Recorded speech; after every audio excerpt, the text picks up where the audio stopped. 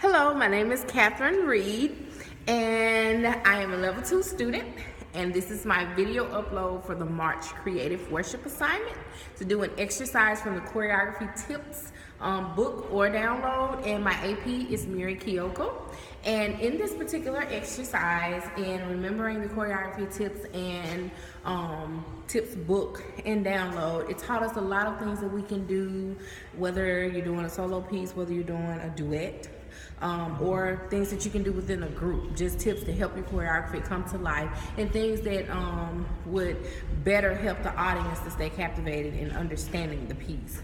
So some of the things that I'm going to talk about today, I'm going to do the duet part, but I'm going to actually do an activation exercise where we talk about the introduction of a duet, then maybe what we would say the body of the song, the introduction, the body, and then how to close the song as far as how to end it. So in this particular exercise, and I don't have someone with me today, but that's okay. In this particular exercise, if I were coming up with this for a group of people to teach it to them, the first thing that I would talk about is not standing still during the introduction. There are two people side by side, so I would talk about not standing still during the introduction. Depending on how many counts the introduction is in the song, then I would have them to maybe split the introduction, or if, depending on the song, they could do the introduction together, but if done together, I would probably do the introduction on a very solemn level. Don't want to give them too much to begin with and have them looking here or there, you know. So I would probably start very solemn for about 8 to 16 counts. And if I had to do it, I'll just do if I had someone side by side, once again, if we were standing up for the song, our introduction, I would do movements such as 1, 2, 3, 4, 5, 6, 7, 8.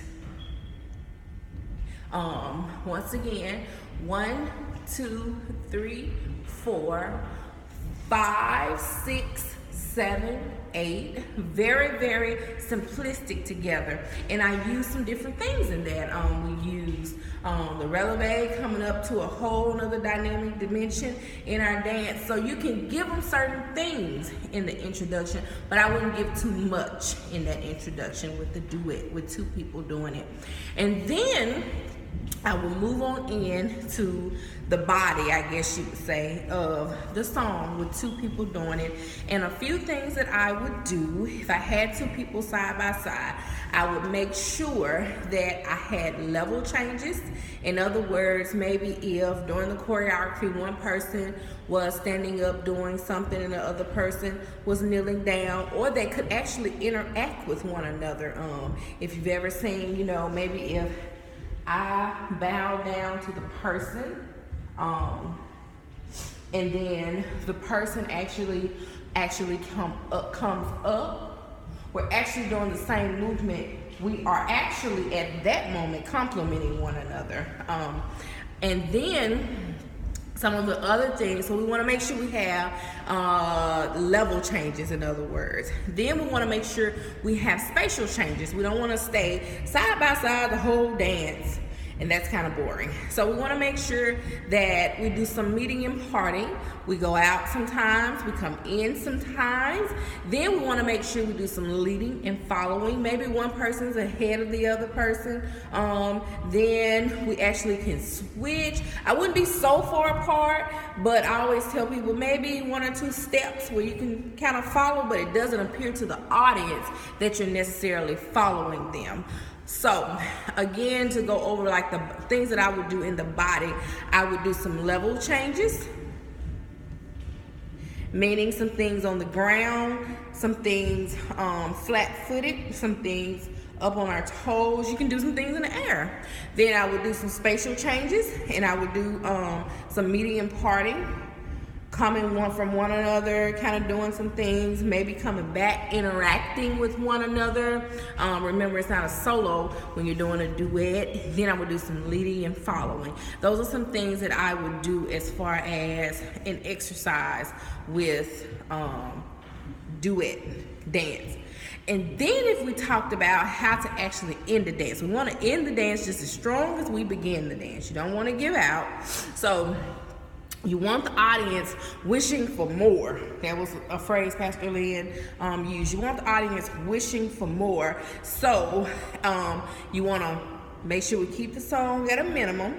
We don't want to go too long. And then you want to maintain that attitude of worship even as you end the song. So just as we open the song full out with our 8 count, we may end the song full out,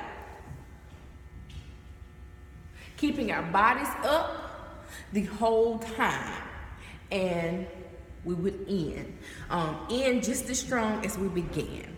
So then most of the time, okay, so that I was just reading my notes, and my notes was just saying basically that most of the time, you know, we give more at the beginning and we kind of give off at the end, but I've already discussed this. So again, this is what I would do if I were teaching an exercise on the choreography tips, download and book for the March worship creative piece. I would teach an activation on duets, and it would kind of help people. It would be a one-on-one thing, so that's why I would choose duets.